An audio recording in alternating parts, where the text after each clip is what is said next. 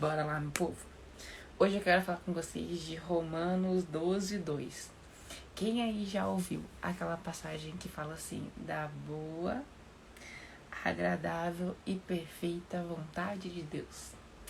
Quem que não quer, né? Viver a boa, agradável, perfeita vontade de Deus. Todo mundo, né? Eu quero viver. Só que aí, nesse versículo, entrega como e o que a gente tem que fazer pra gente viver isso. Se a gente não fizer isso, a gente não vive a boa, agradável e perfeita vontade de Deus. Por isso que você já pega a sua Bíblia aí e vamos ler comigo. Então, Romanos 12:2. Não se moldem ao padrão desse mundo, mas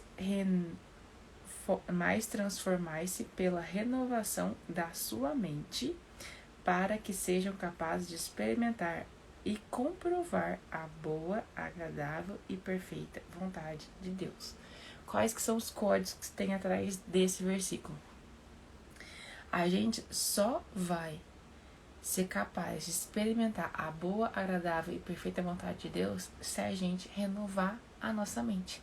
Lembra nas lives anteriores que eu expliquei para vocês como que é a questão do corpo, da alma e do espírito?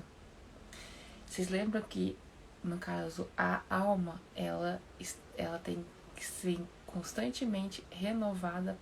Então, ela é um processo que a gente faz durante a nossa vida para ela estar em constante renovação, para a gente acessar. Deixa eu achar aqui para eu voltar para explicar pra vocês. Quer ver? Eu lembro que eu tinha feito. Vou pegar aqui as anotações que a gente fez. Foi essa daqui, ó. Não lembro se foi a primeira, qual que foi a live. Foi essa daqui que a gente montou. E aí vocês lembram que o espírito, ele já nasceu pronto, ele já tá justificado.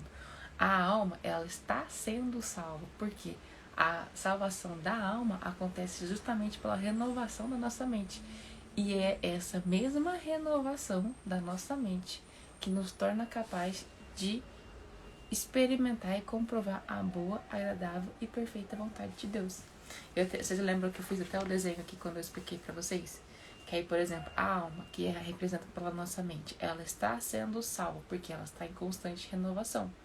O nosso espírito, ele já foi salvo, ele já está pronto, então ele já foi salvo. A nossa alma está sendo salva, então ela é algo que continua acontecendo. Lembra que quando a gente fala que alguma coisa está acontecendo, está sendo, usando o gerúndio, é algo que começou e ela não terminou, está um processo contínuo, ainda não acabou essa ação. Então ela está sendo salva, ela está sendo renovada. E o nosso corpo será salvo, será glorificado, que é algo que acontece lá no futuro.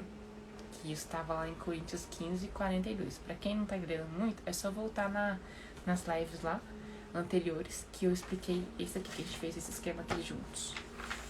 Então, essa parte é muito interessante a gente entender que a gente a gente é capaz sim, de viver a boa, agradável e perfeita vontade de Deus? Sim, mas para isso a gente tem que renovar nossa mente.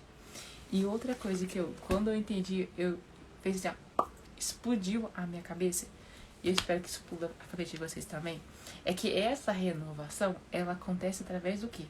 Esse livro aqui, que é a palavra, que é a Bíblia, ela é alimento para o nosso espírito, mas ela também, ela que ajuda na renovação da nossa mente. Então, como que você faz, o que você faz para viver a boa, agradável e perfeita vontade de Deus? Renova sua mente. Como que você faz isso? Através daqui. Então, quando você vai lendo, vai tendo revelações desse livro aqui, vai entendendo e vai vivendo isso daqui, você começa a renovar a sua mente, dia após dia. Por isso que eu comento sempre com vocês, que tem coisas que eu sempre, quando eu oro para Deus, falo: Deus, muito obrigada pelo discernimento e entendimento de coisas que o Senhor me permitiu entender hoje, que eu não entendi até ontem. E aí tá o quê? Tá acontecendo a renovação da nossa mente. Olha que doido. E aí, que é outra coisa que eu anotei aqui, ó. A palavra, a Bíblia, ela é alimento pro espírito, certo? Certo. E ao mesmo tempo que ela renova a nossa alma, a nossa mente. E é interessante que ela é alimento, certo? quantas vezes que se alimenta o seu corpo? Tem gente que come de 3 em 3 horas. Então tem, vamos ver, come às 7, come às 9, meio-dia, às 3 e às 6. Tem em média 4, 5 refeições. E a sua alma? Você alimenta quantas vezes por dia? Quantas vezes por semana? Só no domingo? Nossa, o dia que eu ouvi isso aqui, eu falei, meu Deus do céu. A minha cabeça fez assim, ó. Falei, gente, se isso aqui é alimento, mas não é alimento pro nosso corpo, mas é alimento pro nosso, como é que fala? Pro nosso espírito, por que a gente, ao alimentar o nosso corpo, que é uma das esferas, a gente alimenta de 3 horas, 4, 5 vezes por dia, por que a gente também não alimenta o nosso espírito? É doido, né? O dia que eu até anotei aqui, ó.